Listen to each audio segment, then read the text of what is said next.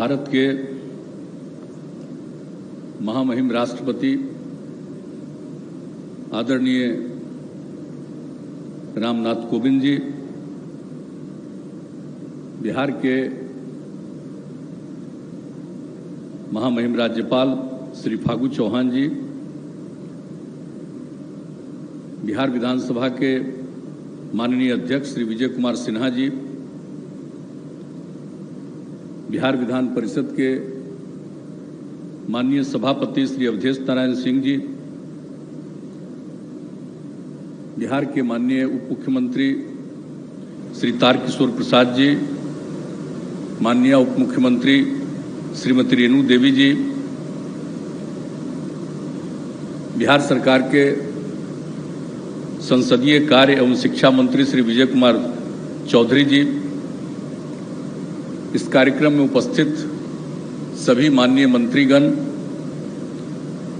बिहार विधानसभा में बिहार विधान परिषद के सभी माननीय सदस्यगण, सांसदगण, बिहार विधानसभा में बिहार विधान परिषद के पूर्व सदस्यगण, पूर्व सांसदगण, यहाँ उपस्थित अधिकारीगण, विशिष्ट अतिथिगण, प्रिंट एवं इलेक्ट्रॉनिक मीडिया के सभी पत्रकार मित्रों, छायाकार बंधुओं, कार्यक्रम में उपस्थित बहनों एवं भाइयों, आज बिहार विधानसभा भवन के 100 साल पूरा होने के बाद उसके उपलक्ष्य में एक विशेष कार्यक्रम का आयोजन हमारे विधानसभा के माननीय अध्यक्ष श्री विजय कुमार सिन्हा जी ने किया है। और इस अवसर पर जो आदरणीय राष्ट्रपति महोदय ने समय दिया, इनके अनुरोध को, सब लोगों के अनुरोध को इन्होंने स्वीकार किया और यहाँ आने का समय दिया, इसके लिए मैं उन्हें हृदय से धन्यवाद देता हूँ और उनका मैं अभिनंदन करता हूँ कि आज वो यहाँ पधारे हैं। और उनसे तो यहाँ का रिश्ता बहुत पुराना है। जो हमारे आदरणीय राष्ट्रपति जी हैं रामनाथ कोविंद जी, अभी तो सबको मालूम है कि हमारे यहाँ बिहार में लगभग 2 साल के लिए राज्यपाल रहे थे, लेकिन राज्यपाल के बाद पहली बार राष्ट्रपति होने का अवसर इनको मिला। ये कोई मामूली बात नहीं है, बहुत ही विशेष बात है। जब ये राष्ट्रपति बने तो हम तो सदैव कहते हैं कि हमारे बिहार के ही हैं, ये तो पूरे देश के राष्ट्रपति हैं, लेकिन हम बिहारी लोग इनको बिहारी भी कहते रहते हैं, क्योंकि यहाँ के राज्यपाल थे। और उसके बाद पहले भी एक राज्यपाल बने, लेकिन जो वो बने स्वर्गीय जाकिर हुसैन साहब, वो पहले यहाँ राज्यपाल थे बहुत पहले, लेकिन पहले उपराष्ट्रपति बने और तब वो राष्ट्रपति बने। लेकिन हमारे श्रद्धेय रामनाथ कोविंद साहब तो राज्यपाल से सीधे राष्ट्रपति बने। तो ये कोई मामूली बात है और इतनी बड़ी प्रतिष्ठा हुई है तो हम लोगों को तो बेहद खुशी होती है। और यहाँ पर कई बार आने का मौका मिला, हम लोगों ने आमंत्रित किया। राष्ट्रपति जब बने उसके बाद इनको पहली बार कार्यक्रम के लिए हम लोगों ने आमंत्रित किया। जो तीसरा कृषि रोड मैप की शुरुआत हम लोगों को करवानी थी, तो वो इन्होंने 9 नवंबर 2017 से किया।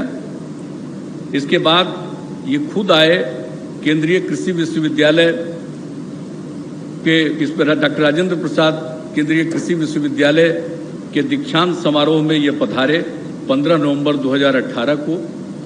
और फिर हमने इनसे विशेष तौर पर मिल करके आग्रह किया और इसको इन्होंने स्वीकार किया। और इसके लिए जो विश्व शांति स्तूप राजगीर में है उसका 50वां वार्षिकोत्सव था, उसके लिए ये 25 अक्टूबर 2019 को पधारे। और जो विश्व शांति स्तूप बना, फूजी गुरु जी ने इसका निर्माण कराया, जापान के हैं। और कितना बार वो भारत में रहते थे आज़ादी के पहले, और उनका कितनी बड़ी भूमिका थी। और उन्होंने जो विश्व शांति स्तूप का निर्माण करवाया और उसका शिलान्यास 6 मार्च 1965 को उस समय के आदरणीय राष्ट्रपति सर्वपल्ली राधाकृष्णन जी ने किया था। और जब बन करके वो तैयार हो गया तो 25 अक्टूबर 1969 को उसका उद्घाटन किया था उस समय के आदरणीय राष्ट्रपति श्री वी.वी. गिरि जी ने। और इसलिए सब लोगों की इच्छा थी कि आज 50 साल पूरा हो रहा है और फिर आदरणीय राष्ट्रपति जी को इस कार्यक्रम पर आना चाहिए। तो हम गए थे, इन्होंने हम लोगों की बात को स्वीकार किया और आए और इतना अच्छा कार्यक्रम हुआ, सब लोगों को इस बात को लेकर के प्रसन्नता हुई। तो आज यहाँ पर पधारे हैं, इसके लिए हम सब लोगों को बड़ी खुशी है। और यहाँ पर हमारे विधानसभा के माननीय अध्यक्ष ने, विजय कुमार सिन्हा जी ने बहुत सारी बातें रख दी हैं यहाँ के बारे में। और आप सब तो जानते ही हैं कि आखिरकार 22 मार्च 1912 को बंगाल से अलग हुआ था बिहार, उसमें बिहार के साथ उड़ीसा भी उसका हिस्सा था।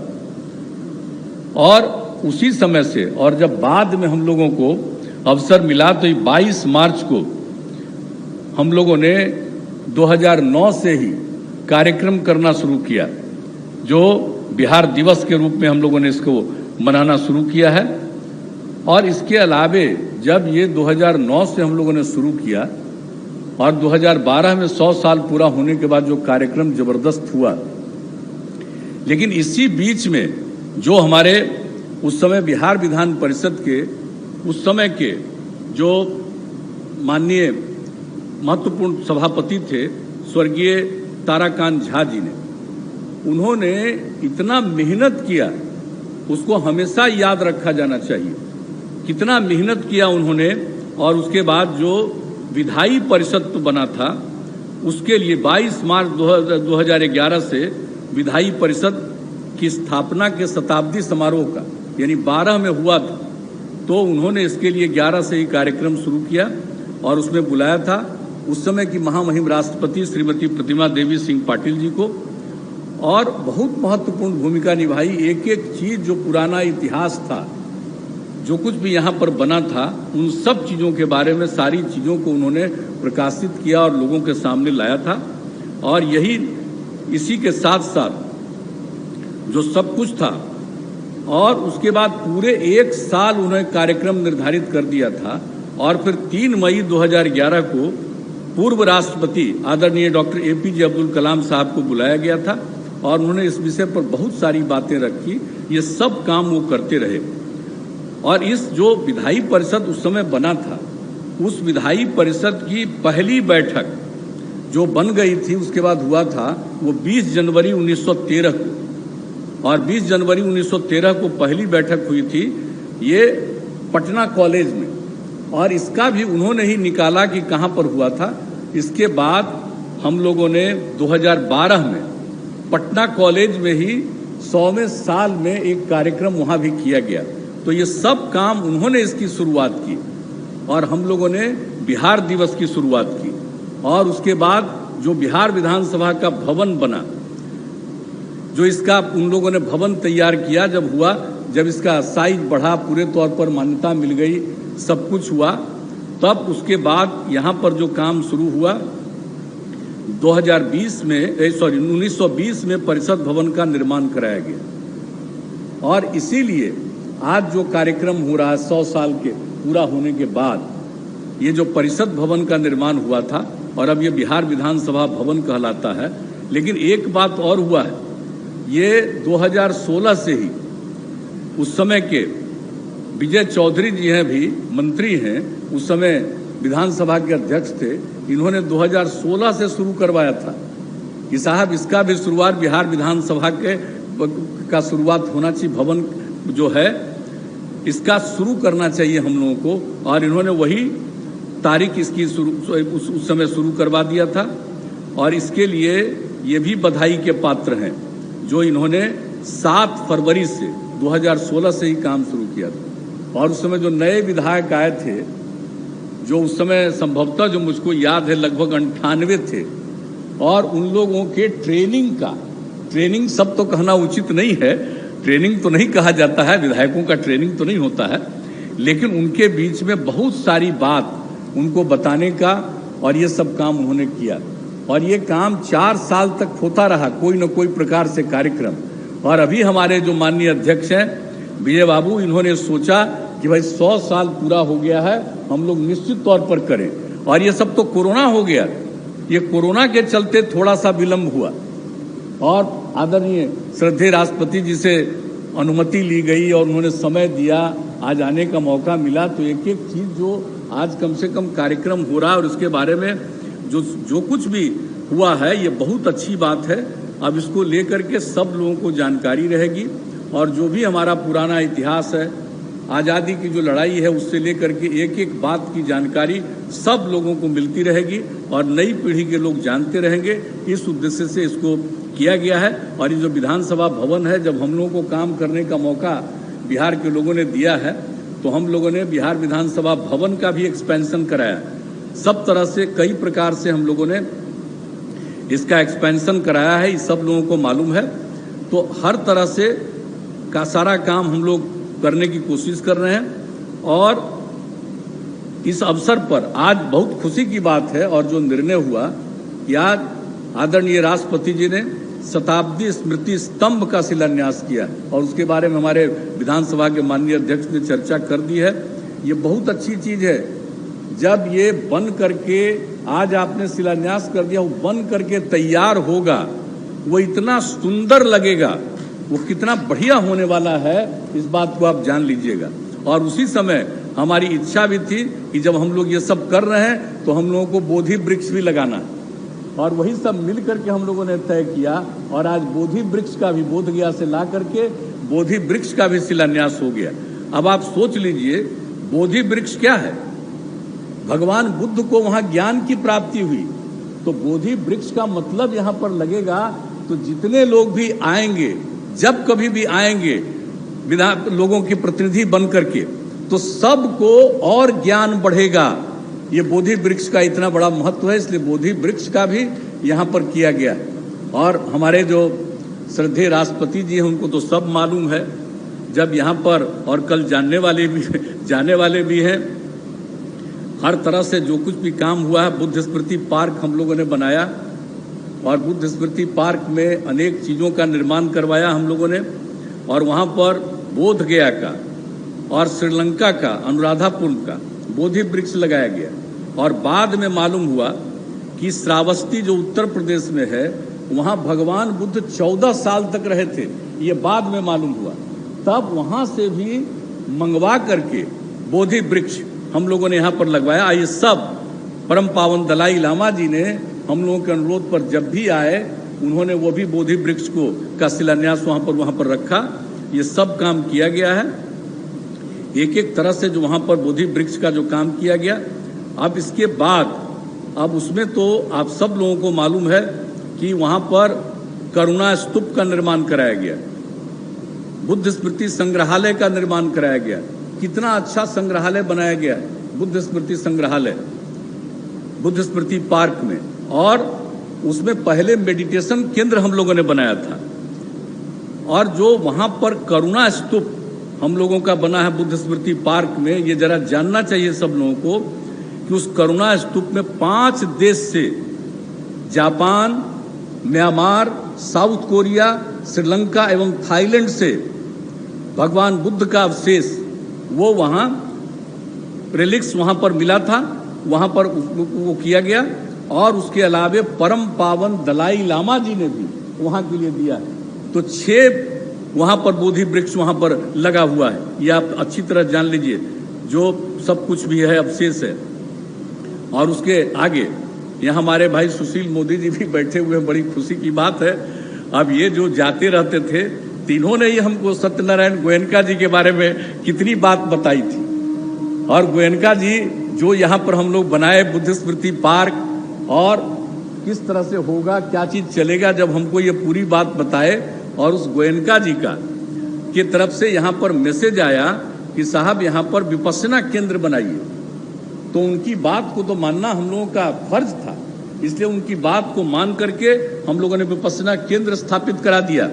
जो मेडिटेशन केंद्र है उसी का एक्सपेंशन करके पूरे तौर पर विपश्यना केंद्र बना दिया।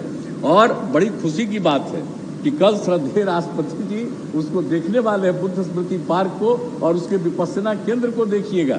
उस विपस्सना केंद्र में आपको बता दें कि 3 जुलाई 2018 से उसका नियमित संचालन हो रहा है और सैकड़ों की संख्या में यानी करीब करीब 1200 लोगों का हो चुका है इसमें भाग लिया।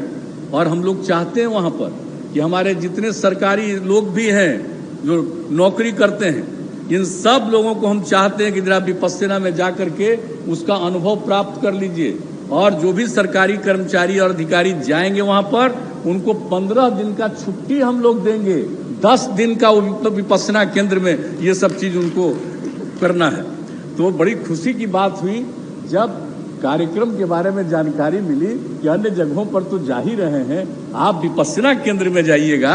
तो मुझे बड़ी खुशी हुई है कि जब आप अब विपस्सना केंद्र में जाइएगा कल, तो हम तो सब लोगों से कहेंगे कि भाई जरा विपस्सना केंद्र का, और जब बनाना शुरू किए तो हम लोग कितनी बार वहाँ जा करके क्या क्या करना है, स्त्री पुरुष सब आएंगे, उनके रहने का इंतजाम, जो ट्रेनर्स हैं उनके लिए इंतजाम, उनके भोजन का इंतजाम, हर तरह से लोगों की सुविधा का इंतजाम सब कुछ करवाया, ताकि कल जाकर के देखिएगा और सब ठीक लगेगा।